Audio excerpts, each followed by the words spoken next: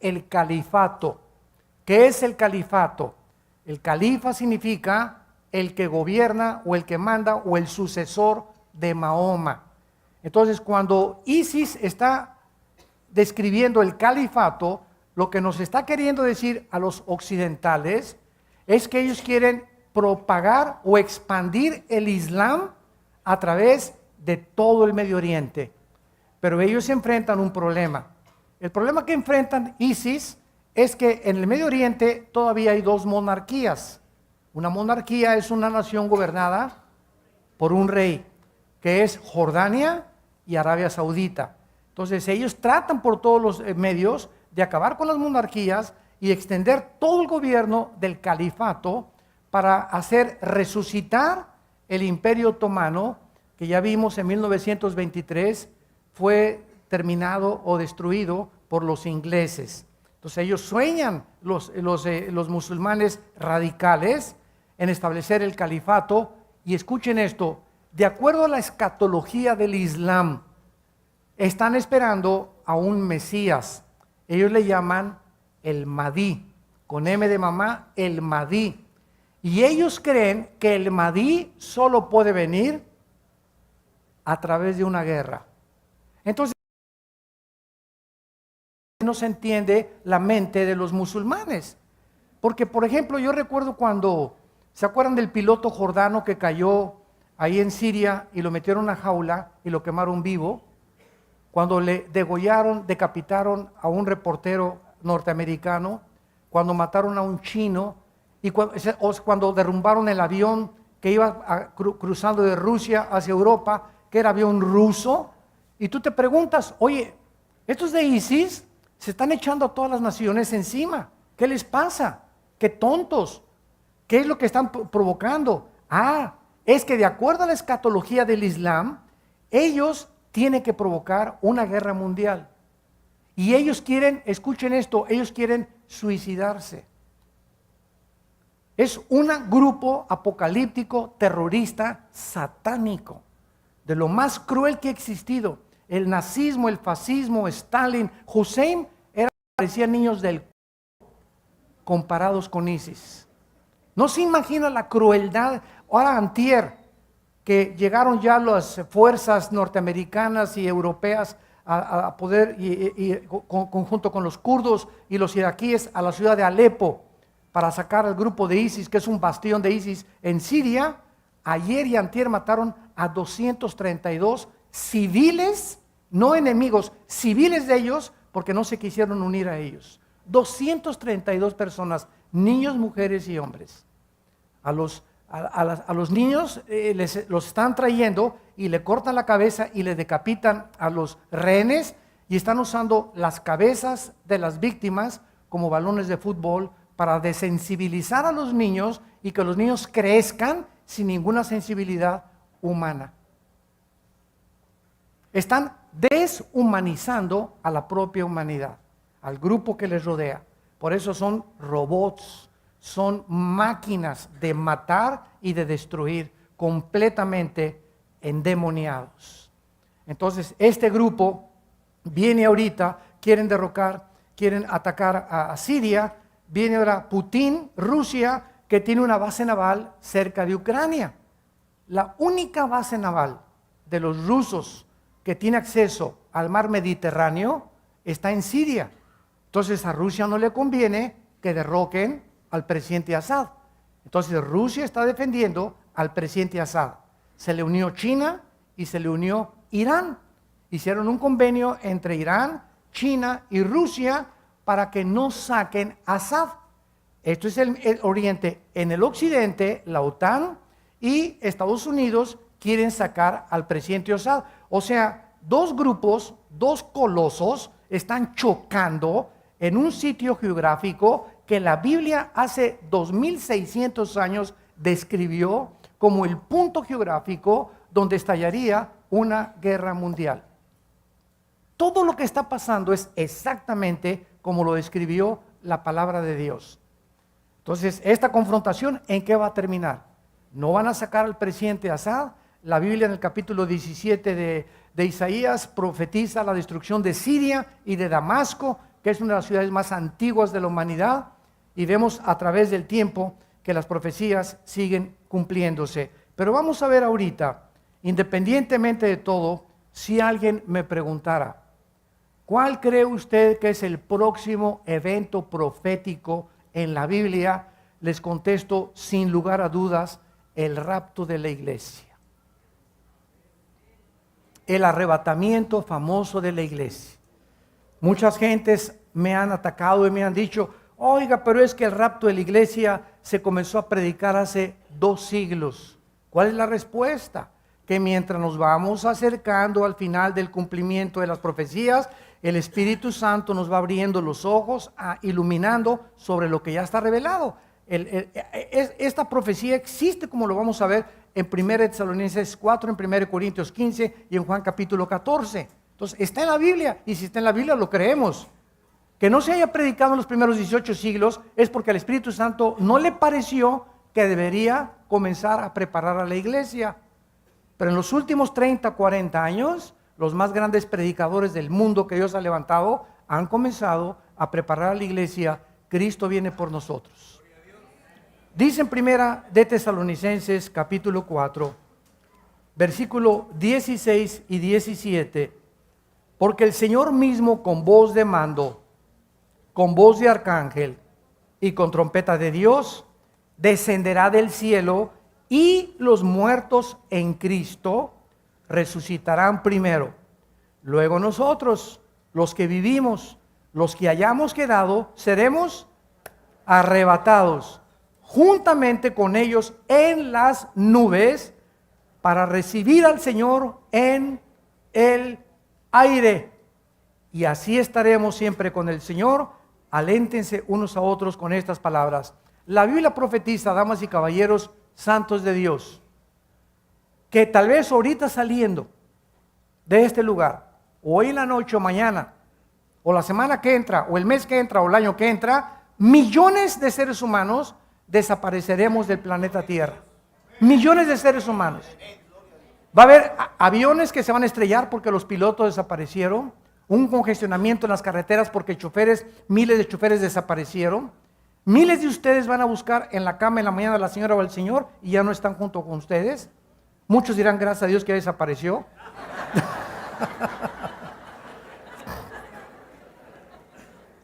Todos los niños en todos los hospitales van a desaparecer, absolutamente todos los niños menores de edad, tal vez de 6, 7, 8 años de edad, los que no han llegado todavía al discernimiento entre el bien y entre el mal. Va a haber una confusión tremenda. Y la respuesta del mundo, ¿cuál va a ser? Se los llevaron los ovnis. No es coincidencia que desde 1948, cuando Israel se independizó como nación libre, soberana, ante las naciones después de 2000 años casi de estar desparramados y por todo el mundo, desde el 48 a nuestros días comenzaron las apariciones de los famosos platillos voladores. Para comenzar a preparar Satanás al mundo, para que cuando desaparezcamos, el mundo tenga una respuesta científica, pseudocientífica. Los extraterrestres se los llevaron. Escuchen esto, ahorita las Naciones Unidas tienen un departamento, métetelo y búscalo en Google o en Internet. Las Naciones Unidas tienen un departamento especializado y la directora es una hindú para la investigación de los extraterrestres. El Vaticano, en el estado de Colorado, en Estados Unidos, tiene uno de los observatorios más grandes del mundo. ¿Saben cómo se llama ese observatorio? Dedicado por el Vaticano para que si hay extraterrestres los pueda perdonar. Se llama Lucifer. Se llama Lucifer. Porque el Vaticano está completamente inmiscuido buscando la vida extraterrestre. Entonces, el mundo está ahorita tratando, la señora Clinton, ¿verdad? Dijo también que si ella llega a la presidencia, va a nombrar una secretaría especial para la búsqueda de extraterrestres. Entonces, el mundo está esperando, ¿verdad?, la ayuda del cielo, de los extraterrestres, cuando hace 2000 años bajó el primer extraterrestre que es Jesucristo. A traernos el mensaje y lo colgaron en una cruz. Traía la verdad y el conocimiento de la verdad y lo crucificamos y lo pusimos en una cruz. Qué contradicción de la naturaleza humana. Muy bien, de acuerdo a este pasaje, dice la Biblia que Cristo viene por nosotros. Quiero que vean ustedes que en el rapto, Cristo no pone los pies en la tierra. Y vamos a ver que una cosa es el arrebatamiento y otra cosa es la segunda venida de Jesucristo. Son dos eventos completamente separados por más de 7 años, como lo vamos a ir demostrando. Entonces, en el arrebatamiento, si tú te mueres hoy en la noche, o tu esposo se murió ayer, o tu hijo antier, desde Pentecostés hasta el día del arrebatamiento, los únicos que van a resucitar son todos los que estamos en Cristo. La iglesia nada más, no los santos del Antiguo Testamento. Vean esto en el versículo 13 y 14 del mismo pasaje de Tesalonicenses. Tampoco queremos, hermanos, que ignoren acerca de los que duermen, o sea, de los muertos, para que no se entristezcan como los otros que no tienen esperanza. Porque si creemos que Jesús murió y resucitó, traerá con Jesús a los que durmieron en Él. ¿Cuándo nació la iglesia? Hechos capítulo 2, en el día de Pentecostés, 50 días después de la cruz. Escuchen, 50 días después de que salieron de Egipto los judíos, 50 días después les entregó Dios en el monte Sinaí las leyes. Y 50 días después de la muerte de Cristo, el Espíritu Santo baja con la iglesia. El mismo día que se les entrega la ley a Israel, Dios nos entrega a nosotros el Espíritu Santo. 50 días, que la palabra Pentecoste en el griego significa 50. Entonces vemos nosotros que todas aquellas personas desde la cruz hasta nuestros días que han muerto son los primeros en resucitar. Dice 1 Corintios 15:52, primero Cristo, las primicias y luego los que son de Cristo. La resurrección lleva un orden. En el Antiguo Testamento murió Enoc y se fue al cielo. Perdón, sin haber muerto, es el primero en haber sido al cielo, el primer rapto, y después fue Elías. Son dos santos en el Antiguo Testamento que fueron arrebatados como un símbolo de lo que es el rapto en el Nuevo Testamento. Entonces, si tú te mueres hoy en la noche, ¿verdad? Tu alma y tu espíritu se salen y se van al cielo inmediatamente. Tu cuerpo no importa, escucha, que lo cremen. Qué triste que el Vaticano acaba de declarar 5 días que se prohíbe la cremación, que se prohíbe tener el polvo de tu difunto en tu casa, que porque es sacrilegio. Todas esas cosas no están en la Biblia. Entonces, tú puedes cremar tu cuerpo. En el primer siglo de la era cristiana, quemaron en las hogueras a todos los cristianos, los echaron a los leones, desaparecieron. ¿Qué importa que te quemen, que te cabes en la panza de un tiburón aquí en Caleta? O que te caiga un terremoto, un accidente. No importa lo que al cuerpo le suceda, regresamos al polvo. Y si no te creman, te comen los gusanos de todas maneras.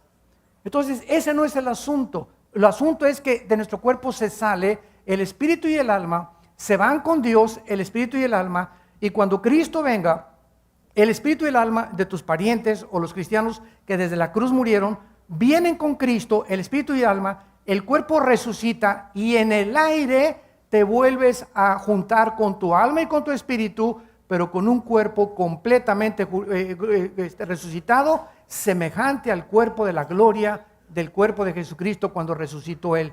Filipenses 3, 20 y 21. Y nosotros, si viene el rapto de 1 hora o de 2 horas o mañana, de repente desaparecemos, la ropa se queda aquí y enterito nos vamos, somos cambiados en milésimas de segundo con un cuerpo nuevo, porque este cuerpo no puede habitar carne y sangre en el reino de los cielos. Somos transformados y somos reunidos con Cristo en el aire y nos vamos con Cristo completamente, así como estamos, nos vamos con Él al cielo. Vamos a ver 1 Corintios 15, versículos 51 y 52. He aquí os digo un misterio, dice Pablo. ¿Por qué es un misterio? Porque en el Antiguo Testamento, escuchen esto, en el Antiguo Testamento la doctrina del rapto no había sido revelada. 2 hombres desaparecieron en el Antiguo Testamento y nadie supo nada. La doctrina del rapto se le reveló no a Juan, no a Pedro, no a Judas, no a Santiago, el hermano del Señor. Se le reveló únicamente al apóstol Pablo. A él se le dio el conocimiento y la revelación del rapto. Por eso dice Pablo, les llega un misterio. ¿Cuál es este misterio, Pablo? Que no todos vamos a morir. Va a haber una generación y yo creo que somos nosotros. Se los digo sinceramente y ojalá que no esté equivocado. Creo que somos nosotros la generación que no vamos a saber lo que es morir. Que de repente vamos a desaparecer de este planeta. Seremos transformados en un momento, en un abrir.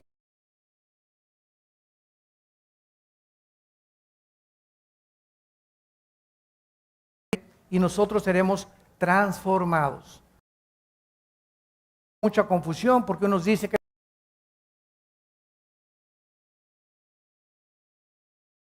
pueden ser las del Apocalipsis porque las de Apocalipsis son de juicio.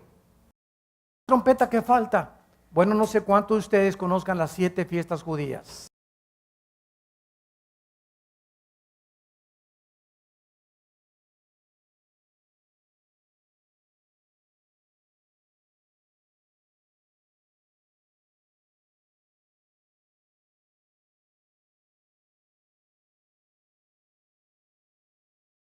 Yom Kippur, que es la expiación.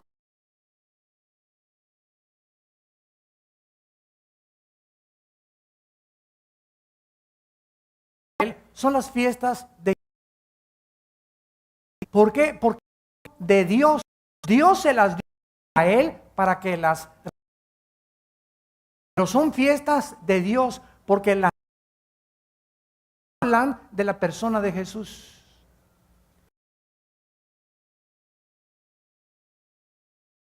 Muy bien, estas primeras 4 fiestas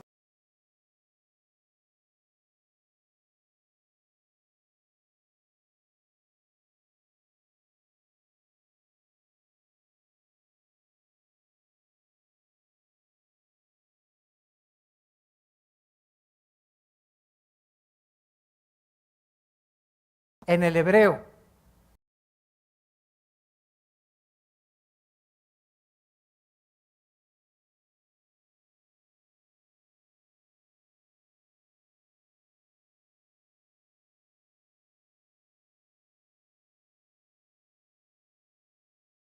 En el Antiguo Testamento, cuando el tabernáculo se juntaba, iPhone, no tenían iPad, no tenían... ¿Cómo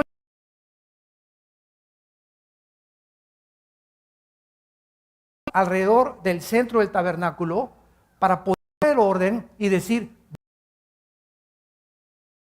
porque nos van a atacar? Usaban trompetas de plata.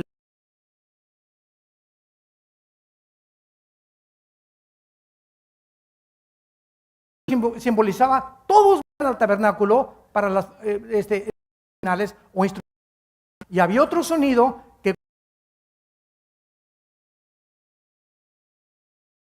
avanzaran.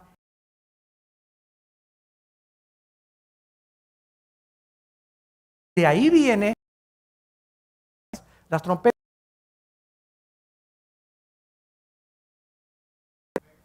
Ahora, ¿quién sabe, verdad?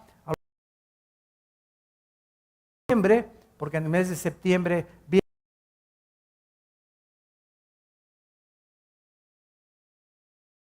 En septiembre es posible que en septiembre la fiesta de los trompetas.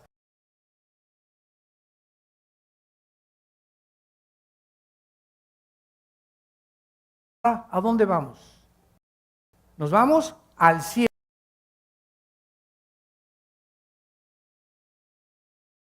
Esto es muy importante.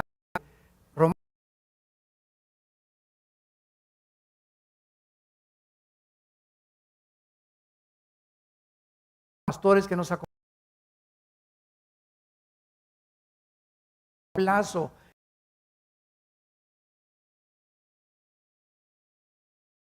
Esto no es bíblico, porque tendríamos que borrar Romanos 9.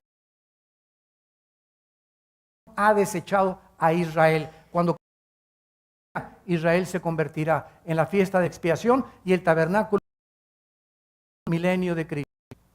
Muy bien. Entonces, mientras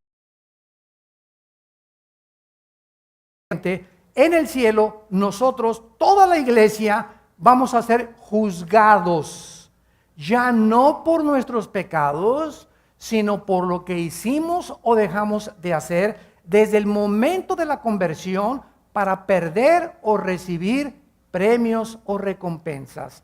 Primera de Corintios, capítulo 3.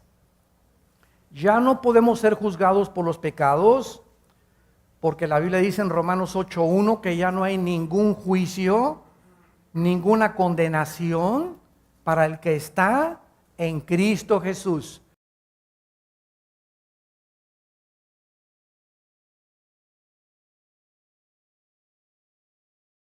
Pierde sin tener ningún conocimiento de los pactos, ni tampoco el conocimiento de la doctrina de la gracia de Dios.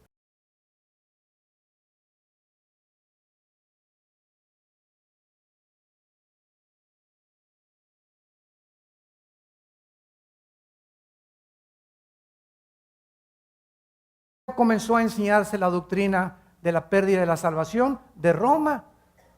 ¿Qué dice Roma? Creemos que Cristo murió en la cruz que nos salvó, más las buenas obras, más los sacramentos, igual a la salvación. ¿Y qué dice la Biblia? La fe sin nada más es igual a la salvación. Entonces, cuando decimos que se pierde la salvación, estamos diciendo, bueno, ya soy salvo, pero a lo mejor hago un pecado que me quita la salvación. Entonces soy salvo y después tengo que agregar las buenas obras o mantener portándome bien para que no pierda la salvación. Entonces ya no es por gracia, ya le agregaste algo a la obra de Dios. Entonces cuando recibimos a Cristo, lo recibimos a Cristo y las buenas obras que hacemos no son para mantener la salvación, son para demostrar que somos salvos. Es el fruto de la salvación, las buenas obras. Dice Efesios 2:10 que Dios preparó las buenas obras para que anduviéramos en ellas. Por eso dice Santiago, la fe sin obras es muerta. Porque si dices que eres cristiano y tienes tratando a tu esposa lo mismo que hace 5 años y sigues robando en tu trabajo y sigues siendo deshonesto, ¿cuál cristianismo, verdad? Entonces las buenas obras demuestran que soy salvo. Es como voy a la universidad y me dice la facultad de leyes, usted es abogado. Y agarro el título de abogado y lo cuelgo ahí en mi oficina. Ahí el título dice que soy abogado. Ahora, en la práctica voy a demostrar que este título me respalda comenzando a ejercer mi carrera de abogado. Soy médico. Ahora tengo que demostrar en el hospital y con el conocimiento de que soy médico. Lo que hago no demuestra que soy médico. El título dice que soy médico y lo que hago demuestra que el título es verdad. La Biblia dice, somos cristianos, hijos de Dios. Y Cristo pagó por los pecados pasados, presentes y futuros. Ahora vive la vida de acuerdo a lo que Dios te llama. No soy cristiano, pero vives igual que hace 5 o 10 años. Tu cristianismo es religiosidad nada más. Si no hay un cambio en tu vida, una revolución total, donde hay más amor, más paz, más fruto, más tranquilidad, más gozo en tu vida, con ganas de vivir, más amor por tu esposa, más amor por tus hijos, más amor por hablar de Cristo, enamorarte de la Biblia, tener una vida de oración. Si no hay estas cosas, tu cristianismo es una religión nada más. No te has nacido de nuevo, te entró por acá y te salió, vas a la iglesia y diezmas y dices que eres cristiano, pero tu vida es seca como un árbol. No hay fruto, que es el amor, el gozo, la paz, la paciencia, el dominio propio. Y en esto tenemos que crecer todos los días. Muy bien, en 1 Corintios 3, dice el versículo 11, porque nadie puede poner otro fundamento que el que está puesto, el cual es Jesucristo. Y si sobre este fundamento alguno edificare oro, plata, piedras preciosas, madero, hena, hojarasca, la obra de cada uno se hará manifiesta, porque el día la declarará, porque por el fuego será revelada, y la obra de cada uno, cual sea, el fuego la probará. Si permaneciere la obra que alguno sobreedificó, recibirá recompensa. Si la obra de alguno se quemare, él sufrirá pérdida. Si bien él mismo será salvo, aunque así por fuego. Que dice Pablo que cuando vayamos al cielo en el arrebatamiento, mientras pasa la tribulación, estamos en el tribunal, en el bema, con B grande, en el griego de Cristo. Romanos 14:10 también dice lo mismo. Cuando tenemos que comparecer ante el tribunal de Cristo, ya no para ser juzgados por los pecados. Juan 5:24, el que está en Cristo, nueva criatura es, las cosas viejas pasaron, todas son hechas nuevas. El que oye mi palabra no vendrá a condenación, mas ha pasado de muerte a vida.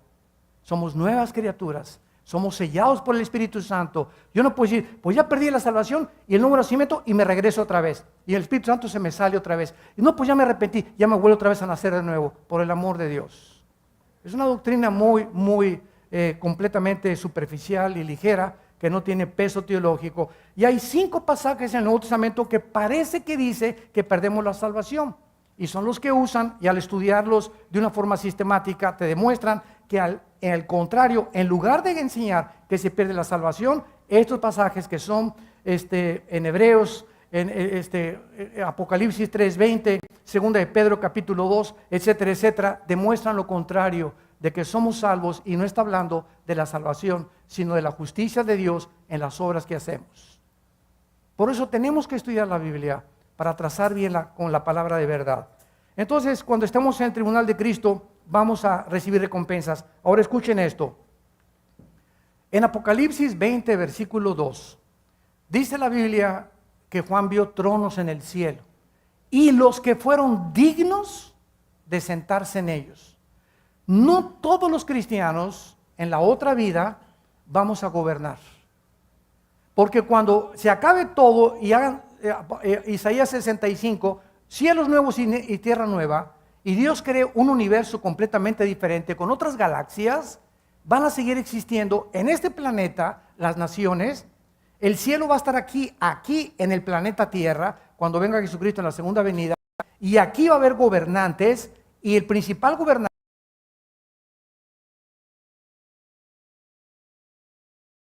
el presidente municipal,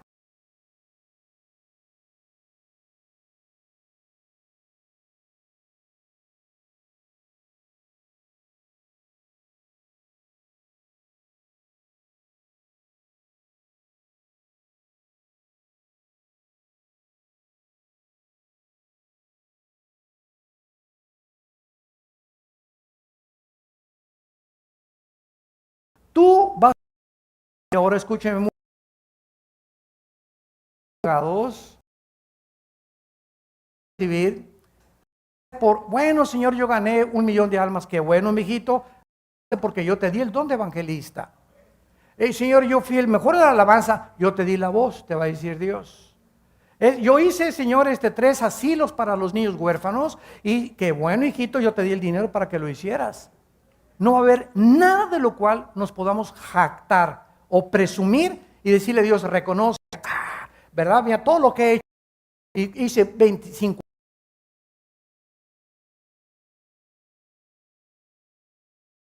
Que podamos presumir. Lo único que Dios nos va a preguntar allá en la otra no es todas las cosas que hicimos. La pregunta que será la siguiente: ¿cuánto te pareces a Jesús? ¿Cuánto del carácter de mi hijo adquiriste durante tu vida corta en la tierra? Señor, mira, yo en la iglesia de aquí de Viena para Acapulco era el portero de allá de la puerta. Yo nunca prediqué con el pastor Gustavo ni con los invitados que traía. Nunca fui importante, le cargaba el portafolio al pastor, y Dios te llamará y te dirá, siervo fiel, siéntate conmigo.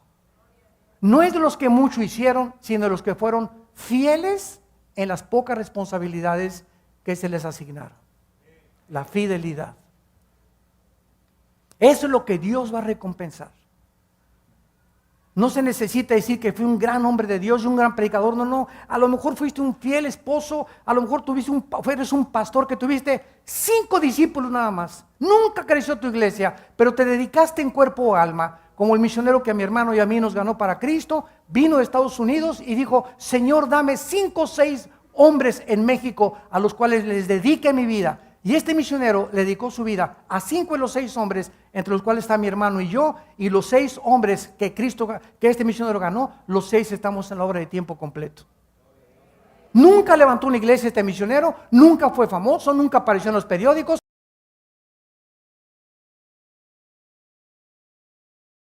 En la iglesia y 800 miembros. Y voy a comprar estas cosas. Él fue fiel con los pocos discípulos que Dios le entregó y se ha recompensado como aquel que ganó 100,000 personas. No es la cantidad, sino la fidelidad que demostramos en lo poco recibido de Dios. Ya está la parábola de los talentos. A uno se le da un talento, al otro 5, al otro 10. Al que se le dieron 10 se le va a pedir de acuerdo a los 10. Al que se le pidió 1, tú vas a ser portero de la iglesia, tú le vas a sacar vas a ser el chofer del pastor, o tú vas a ser el que barras todos los días la iglesia y nunca vas a pasar más que barrer la iglesia, pero fuiste fiel. Siéntate conmigo. Porque es lo que Dios recompensa, la fidelidad. Por eso no nos cansemos de hacer el bien. No nos cansemos de hacer el bien, porque a nuestro tiempo vamos a recoger un vaso de agua que hayamos dado en el nombre de Jesús. Dios nos los va a recompensar. Muy bien, vamos a Apocalipsis 5 y después de esto, mientras estamos en el cielo, mañana voy a cubrir bastante del libro del Apocalipsis. Va a ser un mensaje tremendo sobre el libro del Apocalipsis el día de mañana. En Apocalipsis 5, el apóstol Juan, que fue exiliado por el emperador Vespasiano a la isla de Patmos. No sé cuántos han ido a Israel, los que nos han acompañado, a lo mejor vamos el año que entra otra vez. Ya tenemos 3 años o 4 años que no vamos, pero cuando hemos ido a Israel, ¿verdad? Enfrente de Grecia, en el mar Egeo, se encuentra Patmos. Y hay un viaje que puedes volar de México, Madrid o México, Roma, y de Roma vas a Grecia y hay un tour que te lleva a Patmos, que es la isla que usaban los romanos como prisión política, como Almoloya de Juárez, aquí en México. La prisión federal, donde todos los presos políticos, ahí los consignaban para vida, completamente condenados por toda su vida. Entonces el apóstol Juan fue el último de los apóstoles en morir. Apóstol, ahora sí que los pies a la cabeza. Tenía como 90, 95 años de edad.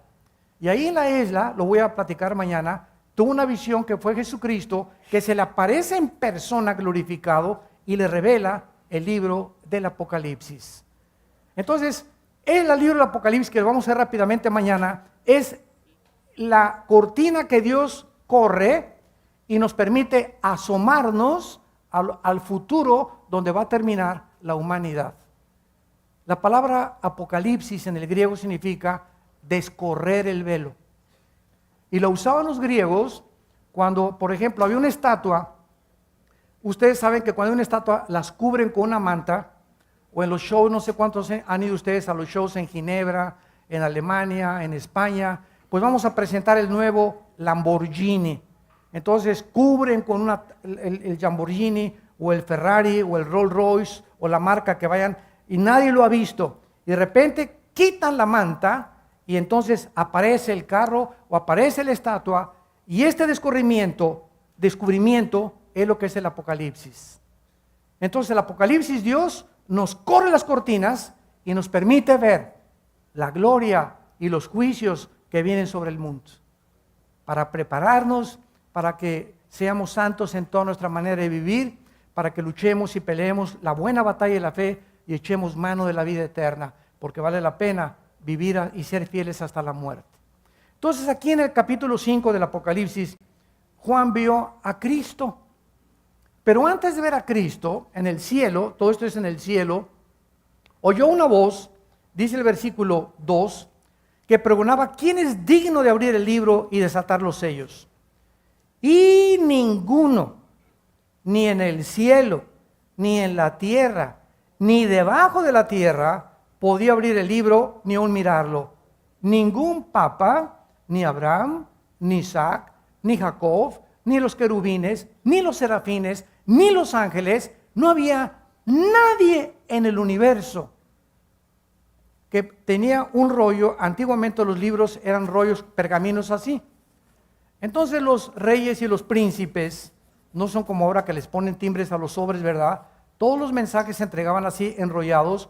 Y entonces el rey o el príncipe o el don Juan de las Pestañas, que era el hacendado, todos tenían un anillo con el símbolo de su apellido o de la realeza a la que pertenecían, y cuando mandaban una carta le ponían cera, y entonces sobre la cera le ponían el sello, y cuando yo venía de porque ahí está el sello de don Juan de las Pestañas, o venía del príncipe, o venía de Roma, o venía de lo que sea. Entonces había un libro que un ángel tenía y comenzó a decir: ¿quién es digno que pueda abrir los 7 sellos? Que son los primeros 7 sellos del Apocalipsis, los 4 jinetes del Apocalipsis y la consumación final del Apocalipsis. Y no había nadie que lo podía abrir. ¿Por qué nadie lo podía abrir? Escuchen esto: porque solo hay alguien en el universo que es digno. Solamente hay alguien que merece la adoración, el respeto, la sabiduría, el poder y la gloria después del Padre, que se llama Jesús de Nazaret. ¿Y saben ustedes por qué Él es el único digno? ¿Por qué Jesús tenía que bajar al mundo y pagar por nosotros? ¿Por qué en el huerto de Getsemaní Jesucristo cae de rodillas y comienza a transpirar sangre? Comienzan por todas sus glándulas sudoríparas a salir lo que se llama en la ciencia es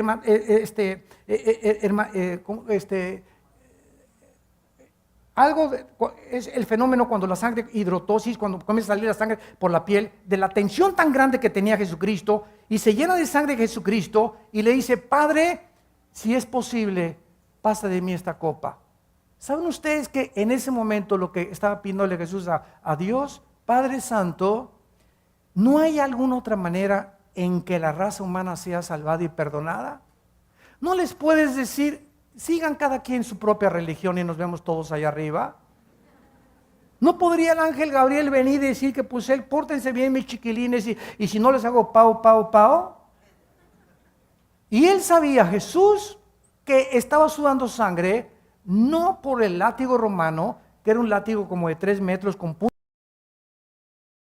apoyaba en los víctimas,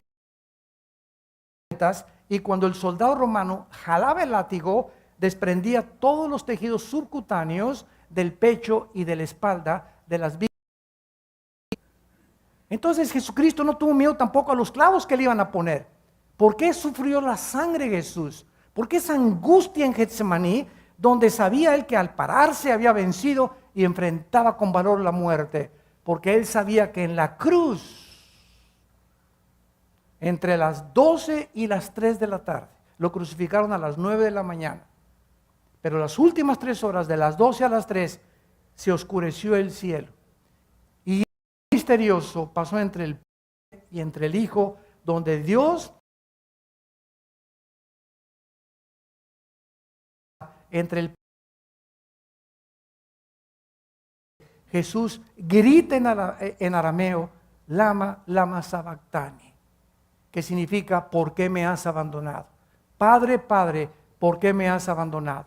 En otras palabras, Cristo sufrió la sangre que le salió porque en la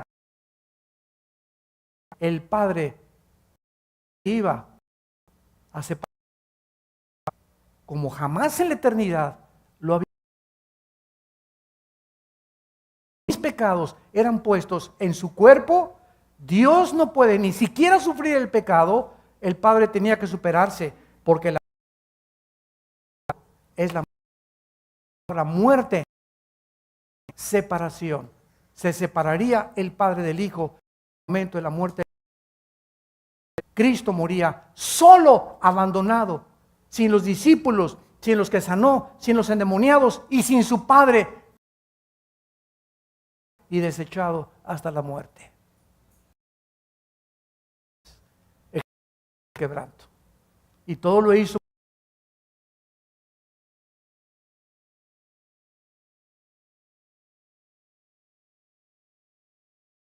La única esperanza que tú puedes tener para seguir viviendo. Entonces, en la otra vida,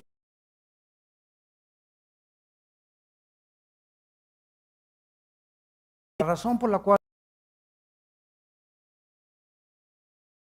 los que eran dignos podían realmente gobernar con Cristo por toda la eternidad.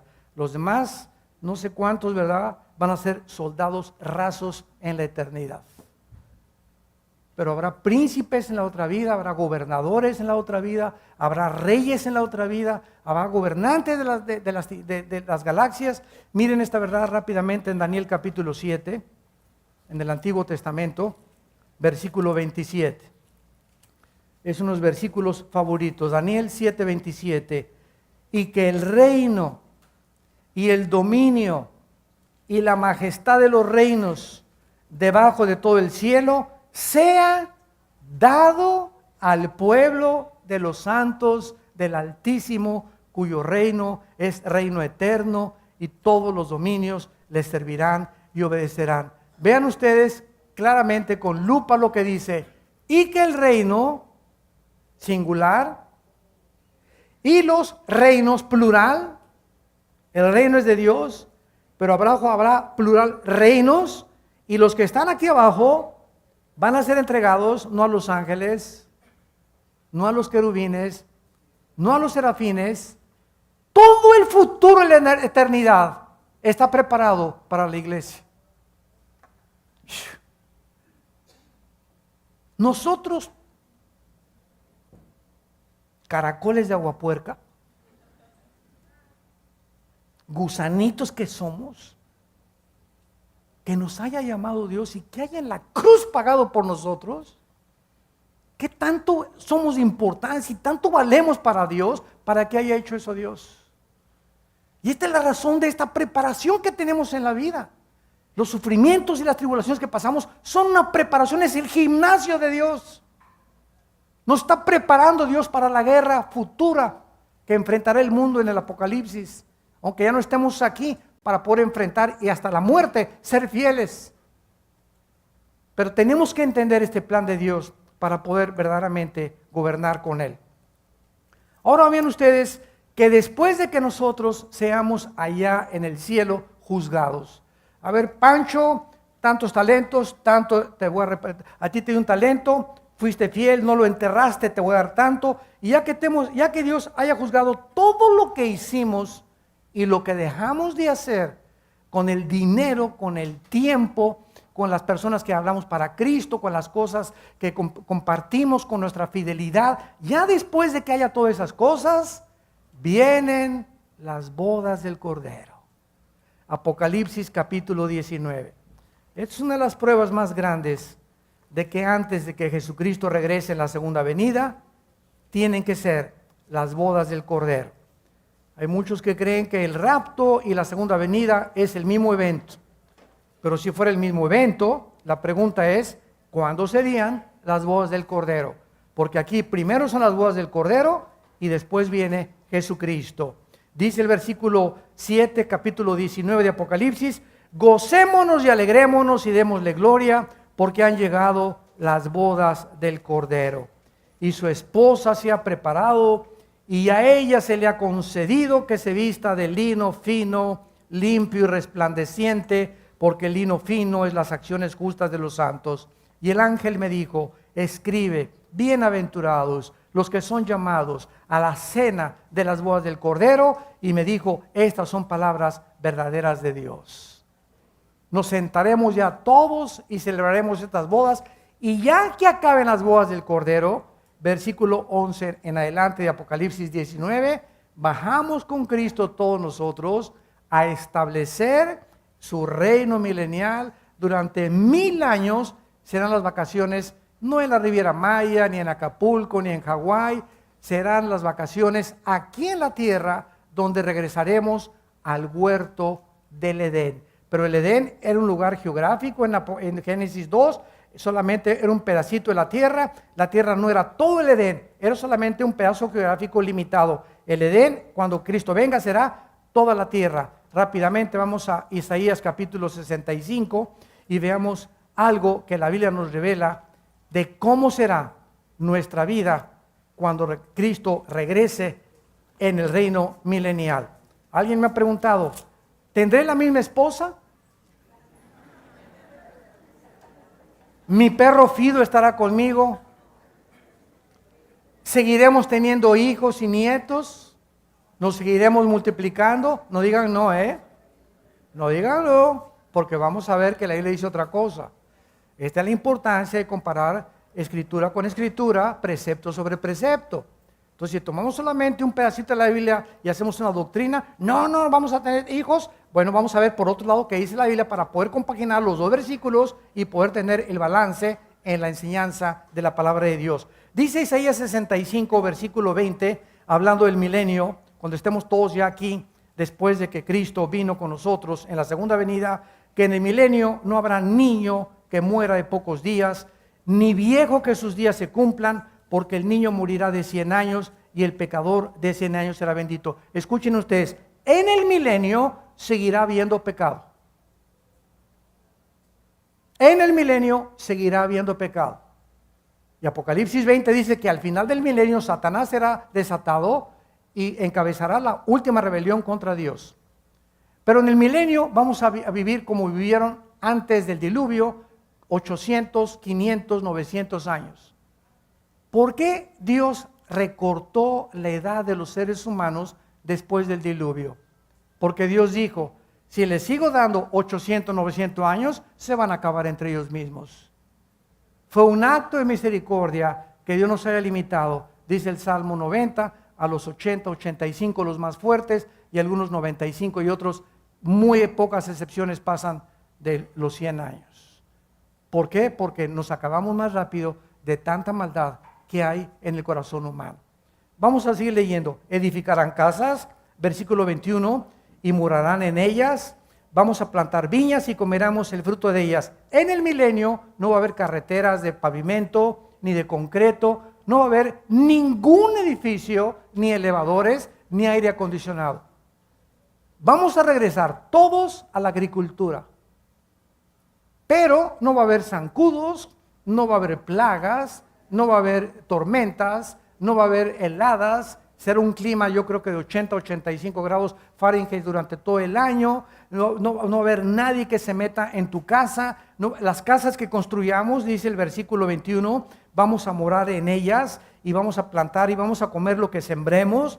No vamos a edificar para que alguien se meta a mi casa, ni vamos a plantar para que otro coma, porque según los días de los árboles serán los días de mi pueblo, y mis escogidos disfrutarán la obra de sus manos. No trabajarán en vano, ni darán a luz.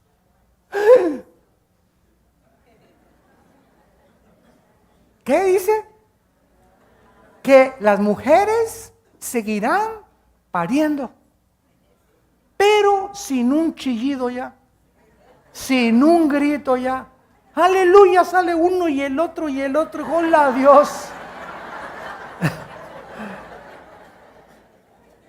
Porque la maldición que cayó en Génesis capítulo 3 no habrá para las mujeres ya. Por eso dice, no darán luz para maldición, o sea, ya no habrá dolor en el parto de las mujeres. Nos seguiremos reproduciendo en el milenio. Pero Jesucristo dijo que seríamos como los ángeles, que no nos íbamos a casar en el cielo. En el cielo, pero en la tierra no es el cielo. Ajá. O sea, si ahorita nos morimos, nos vamos al cielo y allá no va a haber matrimonios. Porque el cielo es hasta que regresemos, va a estar aquí en la tierra. Los justos heredarán la tierra, Salmo 37. La tierra es el lugar donde vamos a pasar la eternidad. Y después del milenio viene la Nueva Jerusalén, Apocalipsis 22, y después la eternidad. Ya Dios no nos revela la eternidad. Entonces, en el milenio, las mujeres seguirán pariendo sin maldición, porque son linaje de los benditos de Jehová y sus descendientes con ellos. O sea, tal vez, yo siempre he pensado esto, tendremos la misma esposa o el mismo esposo, ¿Y qué pasó a alguien que se casó 5 veces? Y otro que se casó 7 veces. ¿Cuál de todos, no? Fue una pregunta que le hicieron a Jesucristo.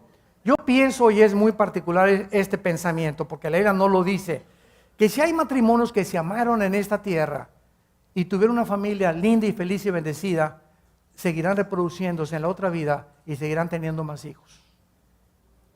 Y las hermanitas que no se casaron, espérense. Les va a tocar algún descendiente de David, ya ven, del rey David. Les digo, ¿cuál es la prisa? ¿Cuál es la prisa? No se imaginan, bueno, va a ser, ¿verdad? Nos vamos a olvidar, todo lo que pasamos será como una noche mala en un hotel, toda la vida, los sufrimientos que pasamos en esta vida. Y antes que clamen responderé yo, mientras aún hablan yo habré oído, el lobo y el cordero serán apacentados juntos, el león, ¿verdad?, comerá paja como el buey, ya no va a haber ferocidad, no va a haber espinas en las flores ni en las rosas, no va a haber alacranes, ni tarántulas, ni zancudos, no habrá nada absolutamente, no afligirán ni harán mal en todo mi santo monte, dijo Jehová. Y el libro del Apocalipsis termina precisamente en el capítulo 21 con estas palabras, que son las palabras que Dios nos deja en esta noche a cada uno de nosotros. Vi un cielo nuevo y una tierra nueva, porque el primer cielo y la primera tierra pasaron y el mar, escuchen esto, en el milenio no habrá mar. Ahorita 3 partes es una tercera parte del planeta Tierra es tierra y 2 terceras partes son agua. Hay más agua ahorita en el planeta Tierra más agua que tierra. Algún día les voy a explicar cuando veamos todo lo que pasó antes, cuando los ángeles caídos cayeron en este mundo, cómo Dios juzgó la tierra, y aparece en Génesis cubierta de agua, cuando antes era tierra seca. Vi un cielo, una nueva tierra, porque el primer cielo y la primera tierra pasaron y el mar ya no existía más. Y yo, Juan, vi la santa ciudad, la nueva Jerusalén, descender del cielo de Dios, dispuesta como una esposa ataviada para su marido. Y oí una gran voz del cielo que decía: he aquí el tabernáculo de Dios con los hombres, y Él morará con ellos, y ellos serán su pueblo, y Dios mismo estará con ellos como su Dios. Enjugará Dios toda lágrima de nuestros ojos, y ya no habrá muerte, ni habrá más llanto, ni clamor, ni dolor, porque las primeras cosas pasaron. Y el que estaba sentado en el trono dijo: he aquí yo hago nuevas todas las cosas. Y me dijo: escribe, porque estas palabras son fieles y verdaderas. Y me dijo: hecho está, yo soy el alfa y la omega, el principio y el fin. Al que tuviere sed, yo le daré gratuitamente de la fuente del agua de la vida, y el que venciere heredará todas las cosas, y yo seré su Dios, y él será mi hijo. ¿Es Dios tu Dios ahora? No esperes cuando tú mueras. Si en esta vida no fue tu Dios, que sea tu Dios en la otra vida.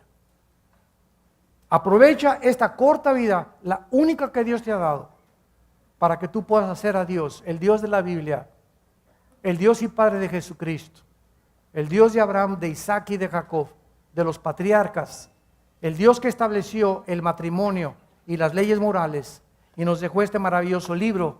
Hazlo el dueño de tu corazón, el Señor de tu vida, el Rey de tu vida, y serás bendecido tú, tu descendencia, por los siglos de los siglos. Padre, te damos gracias por tu palabra en esta tarde. Gracias, Señor, porque esperamos cielos nuevos y nueva tierra, donde more la justicia. Gracias por habernos llamado a pertenecer a redes sociales que nos están escuchando a través y viendo a través del internet, de YouTube, de live stream. Y ayer tuvimos más de 28,000 visitas, nada más en la conferencia, en la última conferencia de ayer en la tarde. Levante la mano todos los que vinieron desde el viernes. Gracias a Dios, pues la mayoría. ¿Los demás dónde estaban? ¿En la playa o en dónde? ¿Bebiendo cocos? Bueno, yo sé que muchos, ¿verdad?, salieron muy tarde de trabajar, pero gracias a Dios que están las conferencias grabadas. Y pues hemos tenido un seminario precioso de profecías bíblicas sobre todo para poder tener una orientación de todo el mare magnum que nos rodea, geopolítico y religioso y filosófico y económico, en el que el mundo está, ¿verdad?, sin brújula, como lo hemos podido constatar en la palabra de Dios. Y en esta mañana pues vamos a terminar con un panorama breve del libro del Apocalipsis. Abran sus Biblias los que traen la palabra de Dios, los que no traen a la Biblia, siéntense con un cristiano.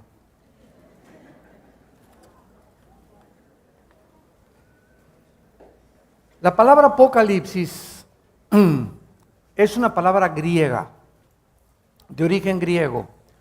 Cuando se tradujo el Antiguo Testamento al griego, del hebreo al griego, esta versión se llamó la Septuaginta. Y muchas palabras y muchas frases se usaron de acuerdo a la cultura helénica, que fue la cultura que Grecia le heredó al Imperio Romano.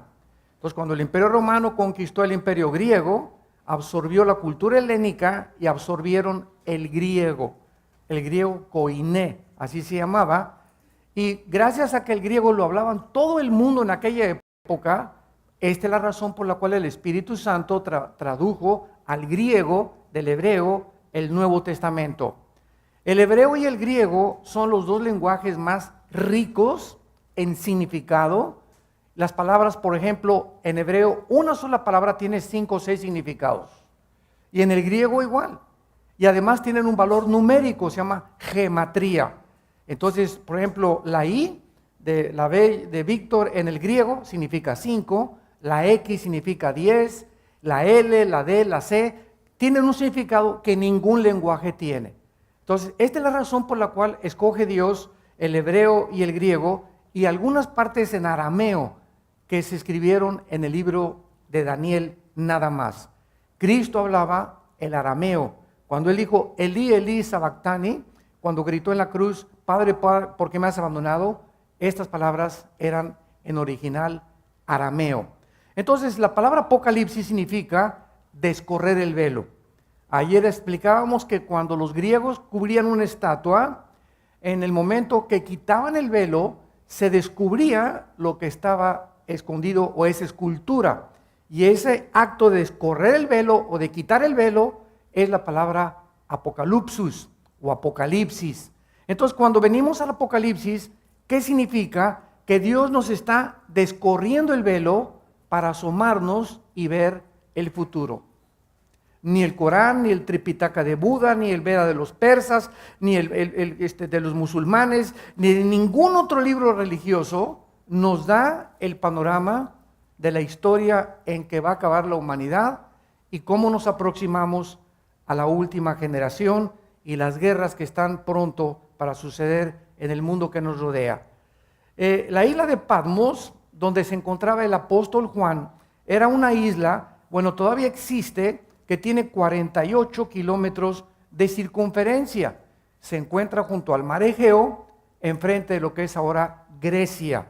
Entonces ustedes van a Europa y toman el tour de Grecia para visitar Patmos, los llevan a la isla donde el apóstol Juan terminó su vida a los 90 y tantos años de edad. Fue el último de los apóstoles porque estaba exiliado por el emperador romano como un preso político. Ahí murió Juan y ahí se encontraba cuando recibió la visión del Apocalipsis. Esta isla tiene 16 kilómetros de largo, 9.5 de ancho y se encuentra a 55 kilómetros de Turquía. Entonces Juan estaba ahí caminando en la playa cuando mandaban a los presos a estas islas exiliados Roma, les colgaban cadenas y escuchen esto, nunca les volvían a cambiar la ropa. Así que el orín y el excremento que ellos hacían se quedaba en sus ropas hasta que se morían. Y muchas veces juntaban a uno que ya estaba muerto con uno que estaba vivo para que el muerto contagiara al vivo, los amarraban o los encadenaban para que se murieran más rápido. Eran los amos de la crueldad y de la tortura, expertos en tortura, los romanos. Entonces, este libro comienza con una bendición y una bienaventuranza. La revelación o el descorrimiento de las culturas, de las cortinas de Jesucristo que Dios le dio, para manifestar a sus siervos las cosas que deben suceder pronto. Y la declaró enviándola por medio de su ángel a su siervo Juan. Vean la cadena de mando. El Padre le da al Hijo, el Hijo se le da a un ángel, el ángel le transmite la mayor parte de las visiones a un siervo llamado Juan. Y Juan ha dado testimonio, versículo 2, de la palabra de Dios y del testimonio de Jesucristo y de todas las cosas que ha visto. Bienaventurado es la palabra Macarios en el griego, que significa dichoso. Dichoso el que lee. Ustedes en esta mañana son dichosos. Les voy a decir por qué. Dichosos los que leen y los que oyen las palabras de esta profecía y guardan las cosas que en ella están escritas, porque el tiempo está cerca. ¿Qué significa esto? Que es dichosa la persona que conoce que el tiempo está cerca. ¿Y por qué es dichosa? Porque te da tiempo de prepararte. Porque te da tiempo de prepararte para la muerte. Sin embargo, qué trágico es para mucha gente en el mundo que no están preparados para morir, y un accidente en la carretera, una bala perdida, ahogados en el mar, o cualquier accidente en la carretera, un ataque al corazón, una embolia cerebral, ninguno de nosotros, ni de los que nos escuchan, estamos asegurados de que hoy en la noche dormimos en casa, ni que vamos a amanecer.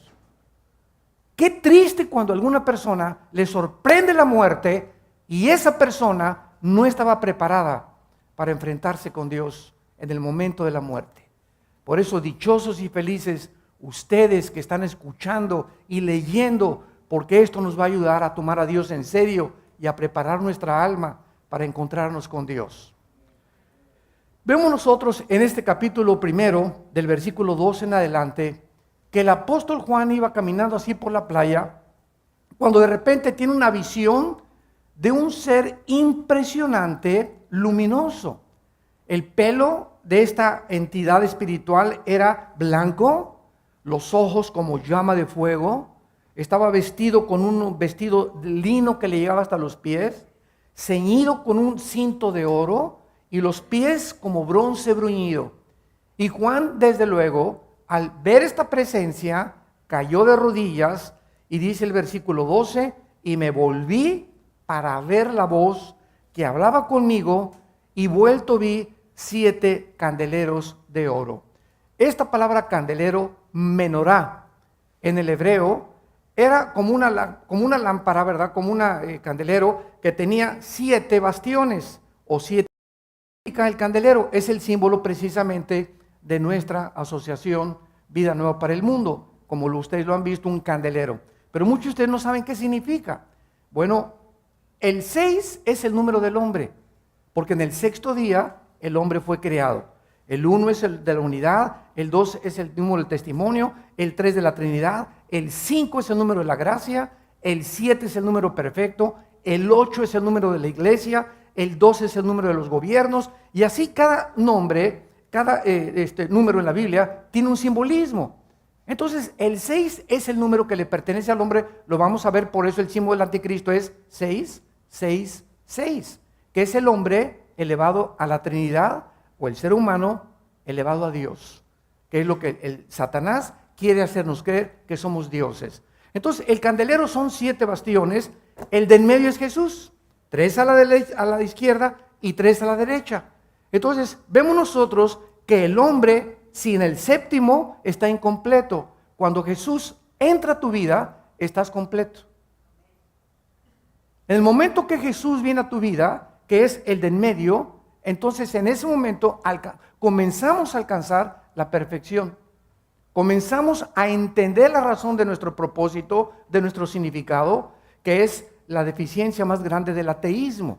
El ateísmo, ¿verdad? Y la ciencia no nos pueden enseñar el propósito, el significado de la vida, de dónde venimos, quiénes somos, a dónde nos dirigimos. Simplemente son las cosas empíricas, las cosas que se pueden explicar. Pero cuando venimos a Cristo, entra a nuestra vida y comenzamos verdaderamente a descubrir la razón de por qué vivo, de dónde vengo, por qué existo, cuál es mi propósito del matrimonio, cómo voy a tratar a mi esposa, a mis hijos, cómo debo administrar mi negocio, cómo es mi vida delante de Dios, por qué Dios me prohíbe el sexo antes del matrimonio. Y en fin, comenzamos a encontrar la verdadera razón de nuestra existencia. Entonces Jesús en medio de los candeleros significa que Él está siempre en medio de nosotros. Estaré con ustedes todos los días hasta el fin del mundo. Y vemos en esta visión maravillosa de Cristo que el versículo 17 nos dice que cuando Juan lo vio, cayó como muerto a sus pies. Y entonces Jesús se acerca y le pone su mano derecha diciéndole, no temas. Esta frase, no temas, desde el Génesis hasta el Apocalipsis, a todos sus siervos Dios les insistió en que la recordaran. Ustedes no tienen que tener temor del diablo, ni de los terremotos, ni de las circunstancias, ni de las arañas, ni de la gente. ¿Por qué? Porque mayor es el que está dentro de nosotros que el que está en el mundo.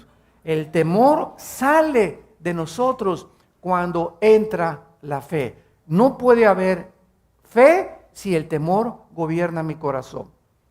Y dice en 1 de Juan capítulo 4 que el que teme no ha sido perfeccionado en el amor, porque el temor lleva tormento del alma.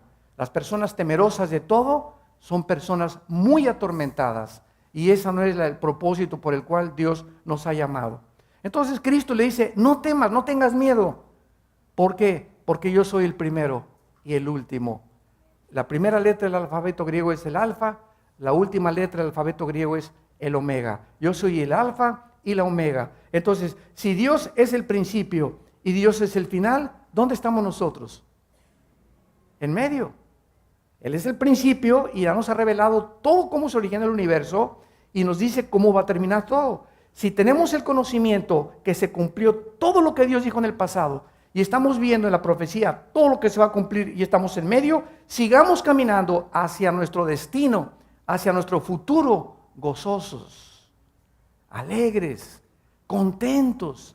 Todo se va a acabar, que truene, que caiga terremotos, como dice el Salmo David, aunque viera los montes ser traspasados enfrente de mi ventana en la mañana y viera que la isla de la Roqueta comienza a volar y pasa en medio de mí, y si cayeran las estrellas, mi corazón no temerá, porque a lo mucho que nos puede suceder es morir, y para nosotros es ganancia. ¿Qué es lo peor que nos puede suceder? Morir, y para nosotros vamos de gane cuando morimos. ¿Por qué? Porque estaremos en presencia del Señor. En el capítulo 2 y 3 del Apocalipsis encontramos el mensaje a 7 iglesias. Estas iglesias eran iglesias que se encontraban en el Asia Menor, desde Damasco más o menos, enfrente de Turquía y todo lo que cubría el norte de África. Pero estos 7 mensajes a las iglesias se aplican tanto a la historia de todas las iglesias como a las iglesias también del siglo XXI. Y es interesante que las últimas palabras de Jesucristo en la Biblia, las últimas palabras de Jesús a la iglesia son: arrepiéntanse. De las 7 iglesias, 5 iglesias son llamadas a que se arrepientan. Y cuando alguien pregunta, ¿pero qué no me he arrepentido? Bueno, entendamos lo que significa la palabra arrepentimiento. La palabra arrepentimiento viene del griego metanoia, que significa cambiar la manera de pensar, cambiar mi mente respecto a Dios, respecto al pecado y respecto a mi propia vida. Entonces, miren lo que es el arrepentimiento.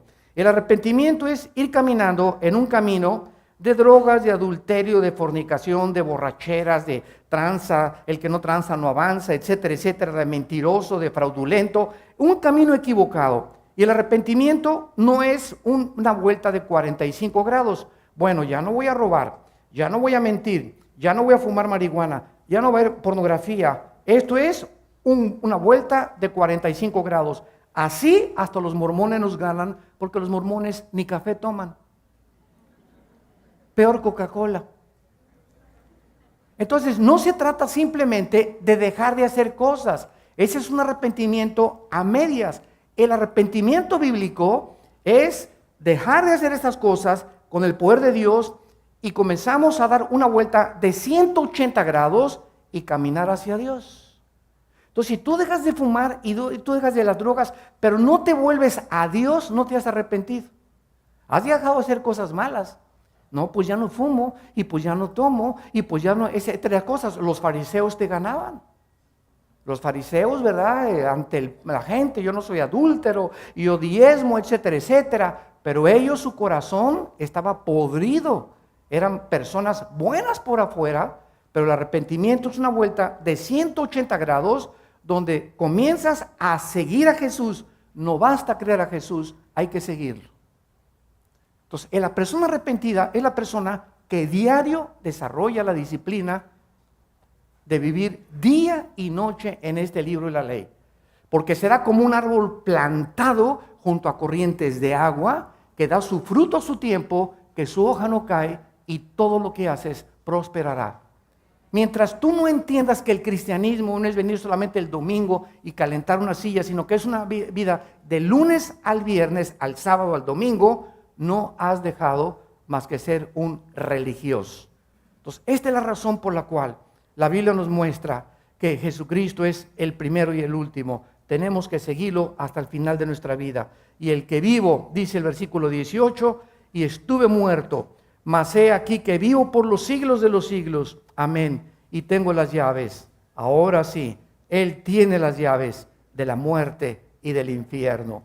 Escribe las cosas que has visto, pasado, las que son presentes y las que han de ser después de estas. Ahora, en este mensaje de las iglesias en el capítulo 2 y 3, quiero solamente concentrarme en Éfeso, la primera iglesia.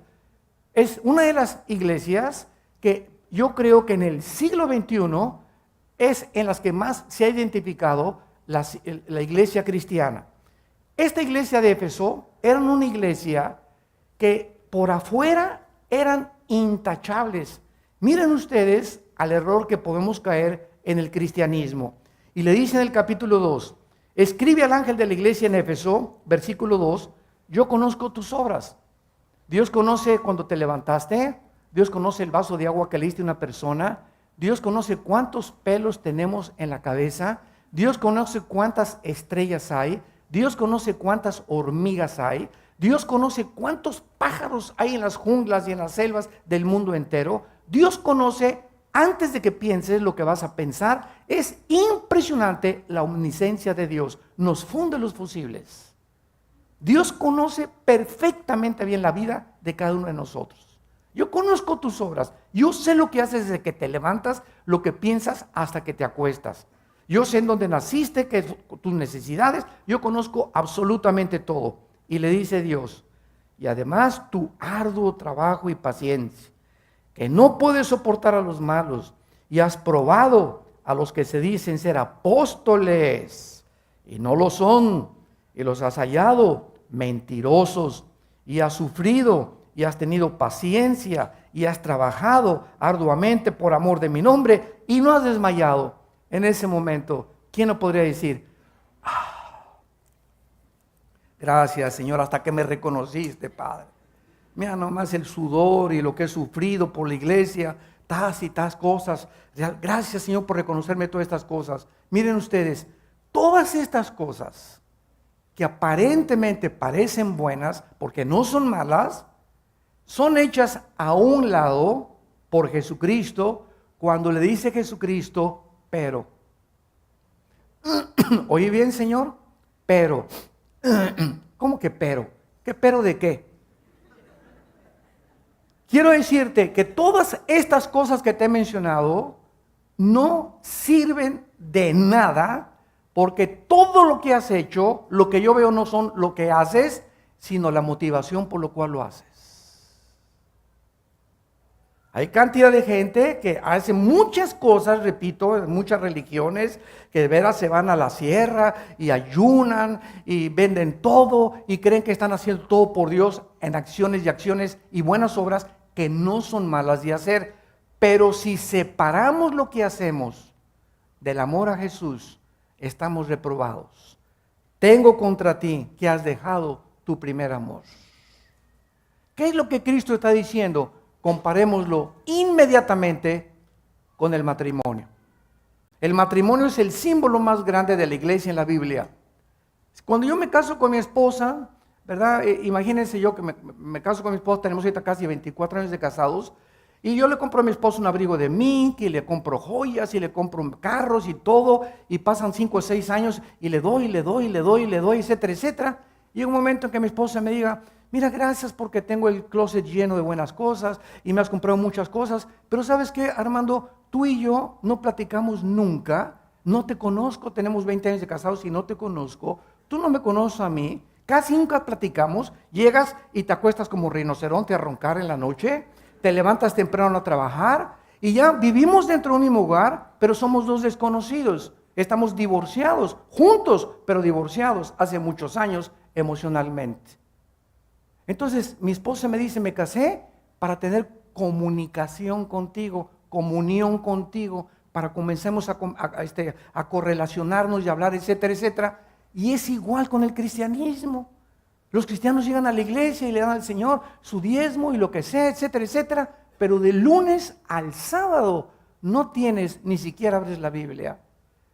¿Cuántos minutos al día pasas con Dios? ¿Cuántos minutos haces un autoexamen? ¿Cuántos minutos diarios piensas en Dios? ¿15, 20? ¿Media hora le das diario a Dios? ¿45 minutos? En la madrugada cuando te levantas a ponerte rodillas y a tener contacto con Dios. Es lo que yo siempre les he dicho a mis pastores.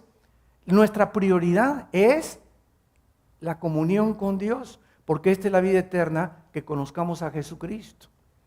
Y qué terrible es, ¿verdad?, que la primera prioridad que los apóstoles en la iglesia primitiva establecieron en Hechos capítulo 6 es cuando las viudas estaban desatendidas y se juntan los apóstoles y llegan a una conclusión. Hermanos, no es justo que nosotros atendamos las mesas y que seamos diáconos y que pongamos las sillas y el sonido, etcétera, etcétera. Dicen los apóstoles, Dios nos ha llamado a la Biblia y a la oración, a estar de rodillas con Dios.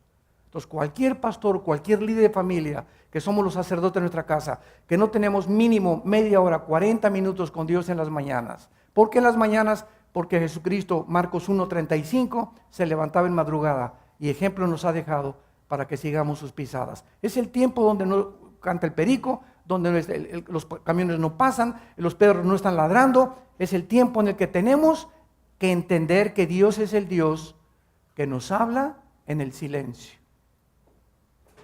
¿Y cuántos de ustedes se levantan y el radio a todo volumen? No, son las canciones de Marcos Witt por lo menos, hermano.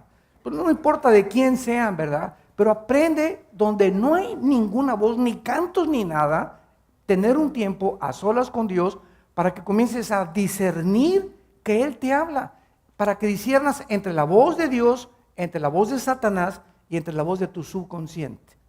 Hermano, hoy me habló Dios, a lo mejor fue el diablo el que te habló y no fue Dios.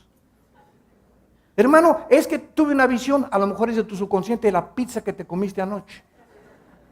Entonces, estamos llenos de gente, ¿verdad? Tantos falsos profetas y tantas falsas profetas y tantos falsos apóstoles. ¿Por qué? Porque ya no hay discernimiento entre el bien y entre el mal, entre quién es el que habla, Dios, o me estoy engañando, o es el enemigo que se disfraza como ángel de luz.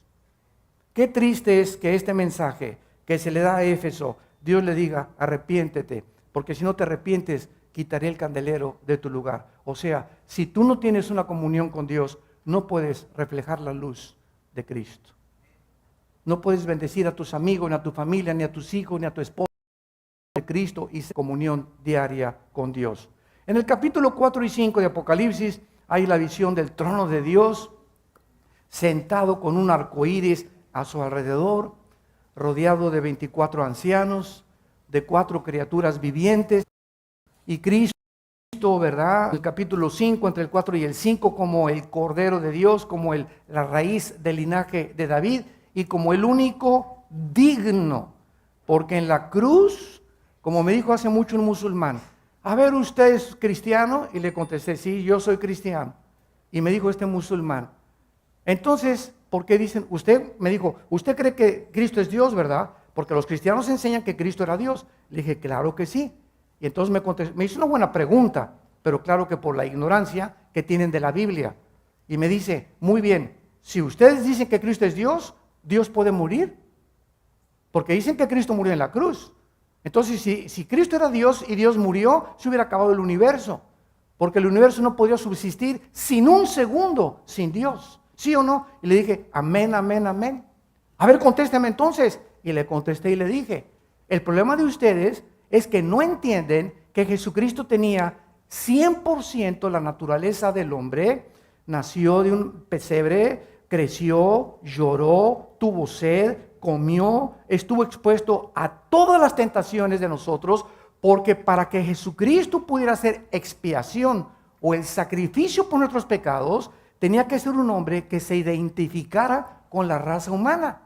Pero al mismo tiempo que era 100% hombre, Jesucristo era 100% Dios, tenía las dos naturalezas. Y en la cruz, Romanos 8, 3 y 4, los pecados fueron puestos en su cuerpo, no en su espíritu. Y antes de morir Jesús dijo, Padre, en tus manos encomiendo mi espíritu. El espíritu se sale de Jesús y muere el alma y el cuerpo de Jesucristo, donde nuestros pecados fueron puestos. Entonces, en la cruz no muere Dios, en la cruz muere Jesús, el hombre. Jesucristo, el hombre, con su naturaleza humana. Ah, me dijo el musulmán, qué interesante. ¿Dónde está eso? En la Biblia. Le dije, no lo vas a encontrar en el libro del Corán.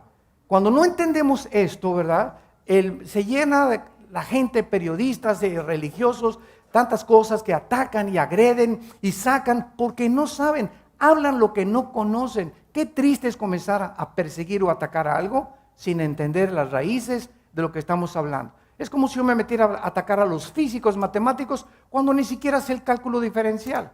Oye, papacito, ¿de qué estás hablando si ni siquiera has estudiado física? Y estás alegando y atacando la física. Entiende las leyes de la física para que puedas meterte en el terreno de la física y poder contrarrestar las defensas o apologistas de un físico matemático. Es lo mismo espiritualmente. Vemos nosotros en el capítulo 6, los 4 jinetes del Apocalipsis. Cristo abre los sellos. ¿Y se acuerdan lo que les dije ayer? Antiguamente eran así los pergaminos y tenían sellos que mandaban con la impresión del anillo, donde certificaban que la persona que recibía esta carta, el sello que estaba en la cera que ponían, pertenecía a la persona que lo expedía. Entonces, Cristo recibe un librito, que él era el único digno. Dios le da a Cristo el pergamino con los sellos en el capítulo 5, y es la misma visión del capítulo 7 de Daniel. En Daniel, 600 años antes de Cristo, ve a Daniel el futuro, aún uno como el Hijo del Hombre, acercándose al anciano de días, rodeado de millones de ángeles, recibiendo el trono y la autoridad para gobernar el universo. Entonces, esta misma visión la recibe Juan, pero ahora sí, él la está viendo. Entonces Jesucristo recibe este pergamino, que es el título o la propiedad que Satanás le arrebató a Adán y Eva en el jardín del Edén. En el jardín del Edén, Dios puso al hombre como virrey o vicepresidente para gobernar la tierra. El momento en que el hombre se entrega a Satanás y le crea a Satanás, le entrega el hombre el título y la autoridad a Satanás. Todo se maneja por derechos legales en el universo, porque Dios es un Dios justo. Él no hace acepción de personas, ni tiene consentidos. Él trabaja a través de la justicia que su Hijo pudo realizar en la cruz. Entonces, Adán y Eva le entregan el título de propiedad a Satanás. Satanás, desde el huerto del Edén hasta la cruz, poseía, dice en Hebreos 2, 14 y 15, tenía el derecho y el poder sobre la muerte, para causar el temor de la muerte a todos los que morían. Y él tenía el derecho de la tierra. Y todos los que vivieron antes de la cruz, los vivían oprimidos por el poder de Satanás. Y Cristo en la cruz, Colosenses 2, despoja completamente a los principados y potestades y ustedes serpientes y escorpiones y mayores que estado sobre en ustedes, y le han vencido por la sangre del Cordero y por la palabra de su testimonio, y porque menospreciaron sus vidas hasta la muerte. Y cuando el cristiano sabe el poder que tenemos, en el Espíritu Santo y por ser de la familia de Dios, vive sin temor. Porque nada, ni nadie, ni nada nos podrá separar de su amor. Nada te puede acercar a tu casa, ni a mi casa, ni sucedernos sin el permiso de Dios. Porque todas las cosas obran para nuestro bien, porque hemos sido llamados a seguir a Jesucristo. Entonces Cristo, con este derecho, abre los sellos, que son los 7 sellos, y los primeros 4 sellos se conocen como los 4 jinetes del Apocalipsis. El primero, el caballo blanco, es el anticristo. Muchos han dicho que es Cristo, pero no puede ser Cristo porque Él es el que está abriendo los sellos, por favor. Entonces el anticristo es retratado como en un caballo blanco, con un arco sin flechas. Vean lo que dice, versículo 2. Un caballo blanco, el que lo montaba tenía un arco, le fue dada una corona y salió venciendo y para vencer. Esta es la entrada a la gran tribulación, o a las famosas 70 semanas del libro de Daniel. En el cuarto sello, versículo 8, un caballo amarillo, el que lo montaba tenía el nombre de la muerte y el Hades, y se le dio potestad sobre la cuarta parte de la tierra, para matar con espada, con hambre, con mortandad y con las fieras de la tierra. Damas y caballeros, ¿cuántos seres humanos poblamos actualmente el planeta Tierra? De acuerdo al último almanaque mundial, somos 7.5 billones de seres humanos. O sea, estamos hablando de 7.500 millones que poblamos la Tierra. Solamente desde Alaska hasta la Patagonia, el continente americano, somos 1.000 millones. De México para abajo somos 500 y Estados Unidos, Canadá y Alaska son los otros 500. Nada más en América para que tengan ahorita una proporción y una perspectiva de lo que vamos a hablar. El mundo entero somos 7.500. Si aquí, en la primera parte, aquí no es la Tercera Guerra Mundial. En esta primera parte, cuando el anticristo comienza la persecución, mueren una cuarta parte. ¿Cuánto es una cuarta parte de 7.500 millones? Aproximadamente 1.900 millones de personas. 2 continentes americanos enteros desaparecen por la guerra nuclear. Rusia acaba de develar hace 4 días el misil Satán S-30 con el poder explosivo de 2.000 bombas atómicas soltadas en Hiroshima y Nagasaki en 1945. ¿Saben ustedes lo que es un kilotón? Un kilotón son 1.000 millones de toneladas de dinamita. La bomba atómica tenía 1 kilotón, 1.000 millones de toneladas de dinamita. Esta bomba que Rusia acaba de develar tiene 2.000 veces más. Con el poder de volar un área geográfica del tamaño de Francia o del estado de Texas en Estados Unidos. Tenemos el poder nuclear, somos la primera generación con el suficiente poder nuclear para autoextinguirnos en 1 minuto. Rusia, que está en el Océano Atlántico apuntando a Nueva York, a Virginia y a todo el norte de Estados Unidos, y los que se encuentran en el Pacífico entre Hawái y California, tienen el poder en cada ojiva nuclear de 1.500 toneladas de dinamita. Un solo torpedo del submarino que pudiera aventar, porque ahora ya no se sueltan las bombas, ahora se mandan a través de misiles ya, como los misiles Tomahawk, que se usaron en la guerra del Golfo Pérsico en el año de 1990-1991 por el presidente Bush.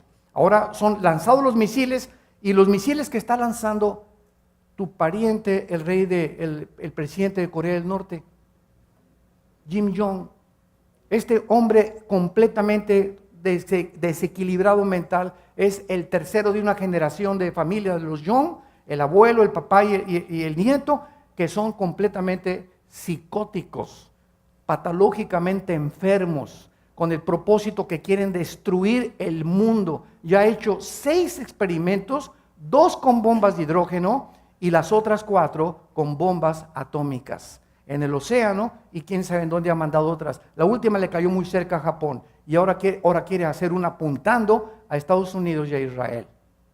Y así es como va a comenzar la Tercera Guerra Mundial, o las primeras guerras. Pero aquí en el cuarto sello mueren cerca de 2.000 millones de personas en este planeta. Vemos nosotros el sexto sello, que dice en el versículo 12 de Apocalipsis 6, que hubo un gran terremoto, el sol se puso negro como silicio, las estrellas del cielo cayeron, aquí no son las estrellas literales, sino meteoros, sobre la tierra, el cielo se desvaneció como un pergamino que se enrolla, y todo monte y toda isla se removió de su lugar. Hoy en la mañana, que estábamos platicando con mi familia y con los que nos acompaña mi hermano en el desayuno, me estaban preguntando mi familia, oye Armando, ¿cómo está esa cosa de que... de cuando leí el Hawkins? ¿Quién es Stephen Hawking? Es el heredero de Alberto Einstein. Es un astrofísico inglés que se encuentra en una silla de ruedas, todo, ¿verdad? Tiene una especie como de enfermedad que lo ha hecho así, ya no puede hablar, habla a través de una computadora, pero se considera la mente más brillante e inteligente de las físicas matemáticas del mundo. Este Stephen Hawking, tú le das una hoja de ecuaciones y en un minuto te memoriza 30 ecuaciones. Bueno, este hombre, Stephen Hawking, fue el que comenzó a descubrir los hoyos negros. Y él comenzó a revelar que el universo son como telas invisibles que no se ven, que son 1, 2, 3, 4, y así está el universo girando en las ondas elípticas de las galaxias, y dice que muchas de esas se juntan en un hoyo y desembocan sin saber a dónde. Unos dicen que a otra galaxia, o a otra dimensión, o a la eternidad, o desembocan en un vacío donde desaparecerían las naves.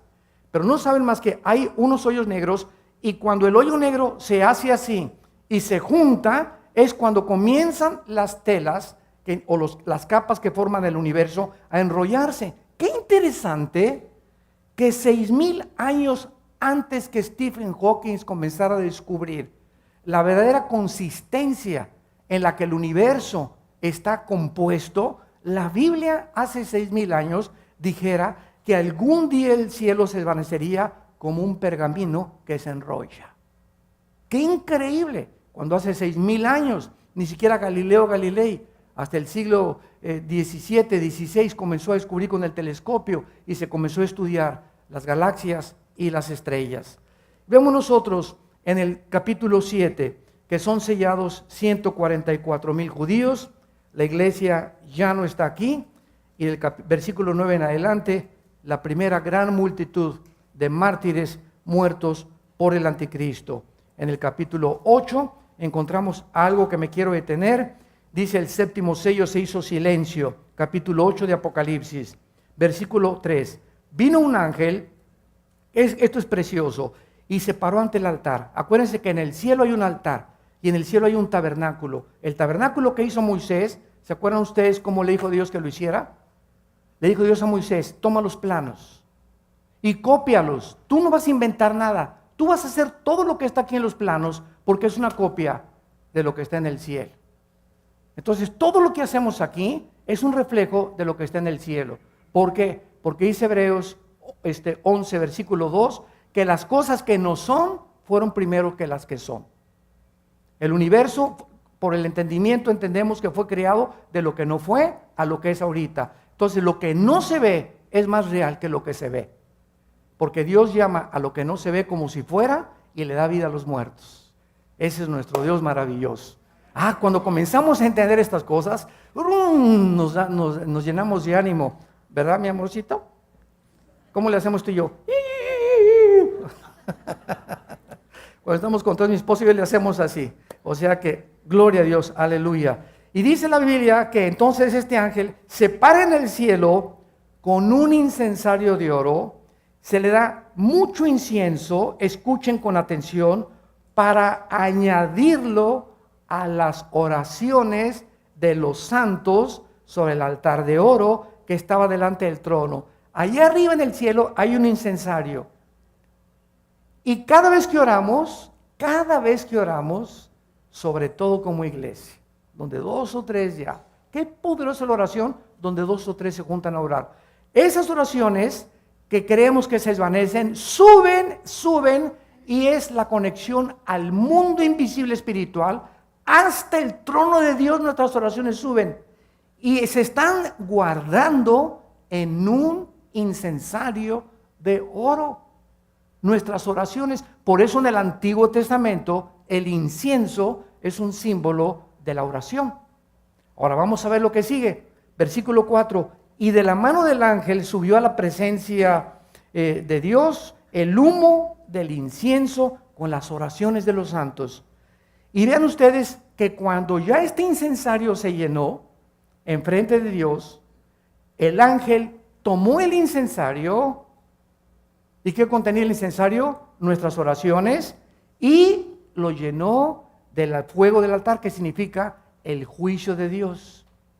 Y entonces lo arrojó a la tierra y hubo truenos, voces, relámpagos y un terremoto. En otras palabras, son nuestras oraciones las que hacen que precipiten el juicio de Dios sobre el mundo.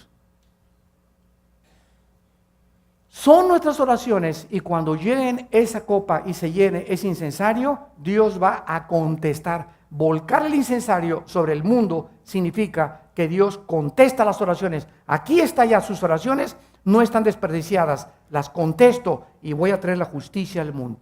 Y todo el Apocalipsis es la justicia de Dios sobre un mundo en rebelión en contra de su Creador.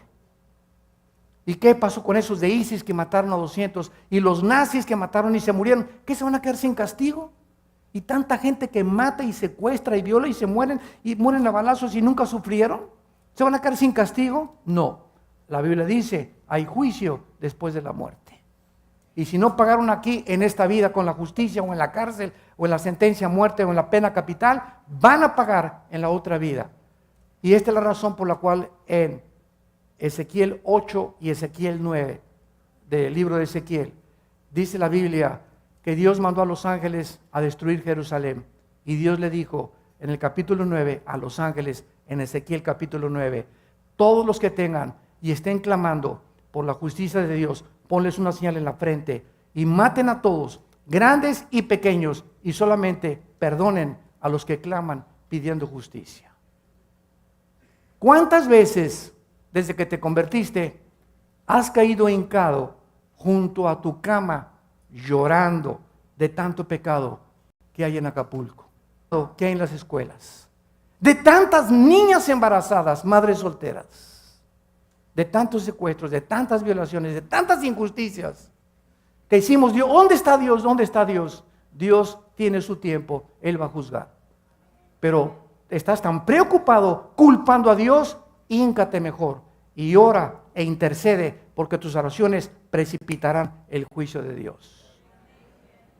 Es lo que la Biblia nos enseña. Capítulo 9, encontramos una cosa tremenda en el capítulo 9 de Apocalipsis. La Biblia nos enseña que hay 3 prisiones invisibles en la tierra. El abismo es una prisión solo de los demonios. Cada vez que Cristo expulsaba demonios, le rogaban, por favor, no nos mandes al abismo. El abismo es una prisión que se encuentra en el centro de la tierra, como lo vamos a ver ahorita, donde se encuentran solamente los demonios. Hay otra prisión en el centro de la tierra que se llama el Gehenna, que se tradujo infierno. En el infierno no hay demonios, ni en el abismo hay seres humanos. El infierno es la prisión de puros espíritus, desde Adán hasta nuestros días, que mueren sin Cristo y descienden ahí al infierno, esperando en el centro de la tierra el juicio final del trono blanco de Apocalipsis 20, del 11 al 15, que es el juicio de los incrédulos y de los malos que rechazaron el evangelio de la gracia de Dios. Y la tercera prisión se llama, que se tradujo en 2 de Pedro, el Tartarus, se tradujo infierno o Gehenna, que es la prisión de los ángeles caídos. Entonces, por favor, no confundamos a los ángeles caídos con los demonios. Son 2 entidades completamente diferentes. Porque muchos han traducido, ¿verdad?, que los demonios son los ángeles caídos. Y si tú lees Efesios 6:12, dice, no tenemos lucha contra carne y sangre, sino contra principados, potestades, gobernadores, y ¿qué dice al final? Huestes espirituales de maldad. Los principados de Satanás son naciones, gobernadores de las ciudades y de los estados. Después ven los principados, gobernadores, los príncipes de este mundo, y los huestes espirituales son los soldados rasos, los demonios, los que hacen el trabajo sucio y se meten a las personas, se meten a los perros, se meten al perico, se meten a los animales, porque son espíritus sin cuerpos, que en la otra vida, antes de que nosotros existiéramos, este planeta Tierra, Ezequiel 28, Isaías capítulo 14, lee hoy en la noche para que duermas calientito. Y dice en Ezequiel 28 que Satanás estuvo en el huerto del Edén antes que nosotros. Y aquí habitaban ellos antes que nosotros. Hubo un juicio, la tierra fue cubierta por agua y comenzó en el versículo 2 y que sea la luz. ¿Cuál luz, verdad? ¿Por qué la luz primero? Que el principio de la creación había tinieblas. Dios no es Dios de las tinieblas. Es porque el universo se cubrió el universo de tinieblas por la caída de Satanás. Y él ya se encontraba en el huerto del Edén cuando Adán y Eva fueron puestos ahí. Entonces ahí se encuentran los ángeles que en el capítulo 6 del Génesis lo explica Judas, antes del Apocalipsis, en el epístola de Judas, léela también, que se fueron por pecados iguales que los sodomitas, en vicios de carne contra naturaleza. Entonces estos ángeles caídos se encuentran en el Tartarus, los demonios en el abismo y los espíritus humanos en el infierno. Antes de que Cristo venga, se va a abrir el abismo. Capítulo 9, el quinto ángel tocó la trompeta. Vi una estrella que cayó del cielo, que es un ángel caído. A los ángeles en la Biblia se les llama estrellas. Y hay más de 8 menciones de ellos como estrellas. Y a una estrella no se le puede dar la llave, ¿verdad? Del pozo del abismo. O sea, el abismo está ahorita encerrado, como con una llave, como una prisión, y bajo un ángel de Dios, y se le da la llave con la autoridad de abrir la puerta, y abrió el pozo del abismo, y subió humo del pozo, como humo de un gran horno, se oscureció el sol, y salieron langostas, como langostas, y se les dio poder como tienen los escorpiones de la tierra, o sea, los alacranes, y se les mandó que no dañaran la hierba, versículo 5, sino que mataran y atormentaran 5 meses, y el tormento era como tormento de escorpión cuando hiere al hombre. Aquí encontramos los demonios son sueltos. Ahorita están encerrados y miren cómo está la gente. Ahora, ¿se imaginan ustedes en este tiempo de la tribulación?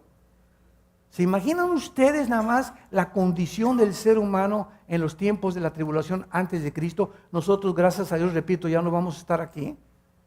Pero dice en 2 de Timoteo capítulo 3 que en los últimos tiempos, le escribe Pablo a Timoteo, vendrán tiempos peligrosos. Y esta palabra peligrosos, apúntalo en el griego, es la palabra alepos. Y esta palabra alepos, que se tradujo peligrosos en 2 de Timoteo capítulo 3, se repite una sola vez en los evangelios. O sea, 2 veces en todo el Nuevo Testamento se usa la palabra alepos. Escuchen, se tradujo peligroso en 2 de Timoteo 3 y la primera vez que se usa es con el endemoniado gadareno. Y se tradujo feroz. Tenía un aspecto feroz. ¿Qué dice Pablo a Timoteo? Vendrán tiempos feroces, donde el carácter del ser humano se irá desintegrando poco a poquito. Y es a lo que hemos llegado. Ya se permiten matrimonios hombres con hombres, mujeres con mujeres. El año que entra quieren legalizar la pederastia. Se legaliza el aborto. Se permiten cosas que jamás nos imaginamos que íbamos a permitir. Los gobernantes están por corrupción por todas las naciones, sin brújula, sin entender qué partido, ya no es republicano, demócrata, PRI, PAN, PRD, etcétera, etcétera. No son los partidos, no es la política, es el corazón humano, el pecado en el ser humano, que han rechazado a Dios y hemos acabado en lo que estamos ahorita, en una confusión política, religiosa, filosófica, espiritual impresionante, como jamás el mundo se había enfrentado. vendrán tiempos peligrosos. Y la primera característica que se nombra es hombres amadores de sí mismos. Hombres con un ego de la Torre de Babel. Hombres sentados nada más en mí, en mí, en mí. Voy a hacer dinero, no me importa nada. Y cuando llegue a la cima, al trono, y cuando sea presidente, cuando sea gobernador, cuando sea diputado, cuando tenga dinero, hasta de la mamá se olvidan. Los enferma el poder, los enferma el dinero, los enferman las amistades. Porque nos descompone alcanzar el éxito y tener dinero sin Dios. Cuídate de prosperar en la vida y de tener éxito en la vida y que llegues a la cima sin Dios, porque se te va a convertir en una maldición. Ese poder que adquiriste y a donde llegaste y el dinero que obtuviste ilícitamente se volverá contra ti tarde o temprano, porque Dios no puede ser burlado. Vemos nosotros en la sexta trompeta, en el capítulo 9, que se toca y entonces 4 ángeles, versículo 14, atados junto al río, ¿qué cosa? Éufrates. Hay 4 angelitos chulis, que si están atados en la zona geográfica, donde ahorita en el siglo XXI se encuentra la olla hirviendo Siria e Irak. Ahí, ahorita, entre Siria e Irak, que es una olla hirviendo en el mundo, y donde puede prenderse la chispa para la próxima guerra, la Biblia hace 2000 años profetizó que es la zona con la actividad demoníaca más grande, más que Tepoztlán y más que el Teposteco. Y más que Veracruz, y más que Guerrero. La zona donde más actividad demoníaca está concentrada es precisamente donde se encuentra ahorita Siria e Irak. No nos sorprende lo que está pasando ahí, porque es una repercusión del mundo espiritual. Pues estos 4 angelitos van a ser desatados, y escuchen lo que va a pasar. Versículo 15, para matar y preparados para la hora, el día, el mes y el año, a la tercera parte de los seres humanos. Qué increíble la forma en la que el mundo va a precipitarse y va a ser destruido, abriéndoles el permiso y dándoles la cabida para que estas entidades espirituales terminen con la raza humana. Y lo estamos viendo ya en los tiempos que vivimos. El otro día me preguntaron un grupo de personas, ¿podría alguien nombrar ahorita en el siglo XXI algún gobernante de alguna nación que esté en sus 5 sentidos? Se me pareció muy interesante esta pregunta. Y comencé yo a Margaret de Inglaterra, Holland de Francia, Angela Merkel de Alemania, Berlusconi, que lo acaban de meter a la cárcel en Italia, Rajoy, que ahorita lo acaban de volver presidente en España. Me recorrí Sudamérica, México, Estados Unidos, ¿verdad? El Asia, los locos que están ahorita ahí en Corea del Norte, etcétera, etcétera. Jin, el de la China. Y dije, caray, Dios mío santo, ya no hay ningún Abraham Lincoln, ningún Martin Luther King, ningún George Washington, ningún Simón Bolívar, comencé a pensar y me di cuenta que realmente el mundo se encuentra loco, listos para la castañeda.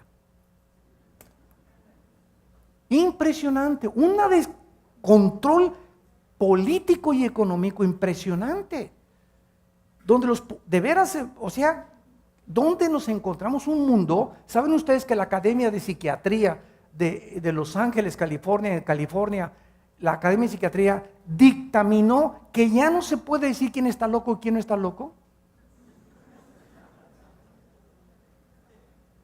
Ya no se puede clasificar la esquizofrenia o quién está en sus 5 sentidos y quién no está en sus 5 sentidos. Porque ya no se puede saber qué características se manifiestan en una persona que se dice normal, pero está más loco que un chivo. Hemos llegado a un punto donde ya se perdió completamente el control, la clasificación, el interés de las cosas espirituales. Y este es el punto que la Biblia nos ha llevado y nos puede mostrar que las próximas cosas se van a formar. Recuerden, ayer 10 naciones, capítulo 13 Apocalipsis, que van a formar parte del antiguo imperio romano, 5 en Medio Oriente y 5 en Europa, se van a juntar, aunque no se van a mezclar más que por alianzas humanas, y de ahí, de estas 10 naciones, surge el cuerno pequeño, Daniel 7, Daniel 8, Daniel 11 y 12, que es el anticristo, se le llama la bestia y se le llama el último dictador mundial. El gobierno humano se dirige a la dictadura, a un gobierno totalitario, gobernado por el anticristo. Y mientras tanto, qué dichoso y qué feliz debes de considerarte tú en esta mañana y los que nos ven por la televisión, de haber escuchado este mensaje para preparar tu corazón para enfrentarte con tu Dios. ¿No quisieras tú en esta mañana enfrentarte con tu Dios, pedirle perdón por tus pecados, pedirle que entre a tu vida, que te lave con la sangre preciosa que en esa cruz derramó y que pueda transformar tu vida, tu familia, tu matrimonio, tu negocio, y estar preparado? Si hoy te sorprende la muerte y tú tienes a Jesucristo, no tienes por qué tener temor, porque en el momento, a los 5 segundos en que tú mueras, delante de ti habrá ángeles que nos lleven a la presencia de Jesús. Oremos. Padre, te damos gracias por tu palabra. Gracias, Señor, por habernos permitido asomarnos a este libro maravilloso de una forma tan breve para ver las cosas que van a suceder pronto. Nos podemos considerar dichosos porque hemos leído y hemos oído las palabras de esta profecía y las cosas guardadas para el futuro de este planeta. El apóstol Juan termina diciendo: vi un cielo nuevo y una tierra nueva. Porque el primer cielo y la primera tierra pasaron y el mar ya no existía más. Y yo, Juan, vi la santa ciudad, la nueva Jerusalén, descender del cielo como una esposa vestida para su marido. Y oí una gran voz en el cielo que decía: he aquí el tabernáculo de Dios con los hombres, Él morará con ellos, ellos serán su pueblo, y Dios enjugará toda lágrima de los ojos de ellos, y ya no habrá muerte, ni habrá más llanto, ni clamor, ni dolor, porque las primeras cosas pasaron. He aquí yo vengo pronto, dice Jesús, y mi galardón conmigo, para recompensar a cada uno según su obra. Yo soy el alfa y el omega, el principio y el fin, el primero y el último. He enviado a mi ángel a darles testimonio de estas cosas en las iglesias. Yo soy la raíz y el linaje de David, la estrella resplandeciente de la mañana. Ciertamente vengo en breve, y os tomaré a mí mismo, para que donde yo estoy, ustedes, mi pequeña manada, estén conmigo por toda la eternidad. Gracias, Jesús, por haber descendido y no haber estimado el ser igual a tu Padre como cosa que aferrarte, sino que te despojaste a ti mismo y te hiciste como uno de nosotros. Te humillaste hasta la muerte y muerte de cruz, por lo cual el Padre te dio un nombre que es sobre todo nombre, para que ahora todos los que están en el cielo, los que estamos en la tierra y algún día los que están debajo del mundo, hincarán sus rodillas y te alabarán y te reconocerán que tú eres verdaderamente el Hijo de Dios. Gracias por esa cruz donde tú diste tu vida, tu sangre preciosa, para perdonar nuestros pecados, y nos has aceptado tal como somos de pecadores, por la gracia y tu misericordia infinita.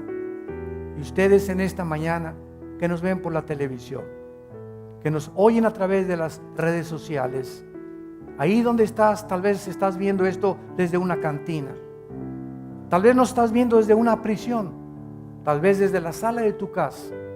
No importa dónde estés, ábrele el corazón a Jesús. Dile: Señor mío y Dios mío, doy toda una vuelta de mi vida anterior hacia ti, me arrepiento. Te pido perdón porque en esa cruz, lo que yo nunca hubiera podido pagar, tú lo hiciste en mi lugar. al dar tu vida preciosa por mí. Gracias, Señor Jesús, porque ahora te pido, creyendo que a los 3 días saliste de la tumba para verificar y comprobar y confirmar que tus palabras fueron ciertas y verdaderas y que tú realmente eres el Hijo de Dios, que entres a mi corazón.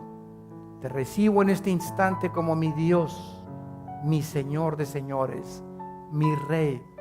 Quiero entregarte todo lo que tengo, todo lo que soy, y la corta vida que me queda, vivir para conocerte, servirte y adorarte en espíritu y en verdad. En el nombre de Jesús. Amén.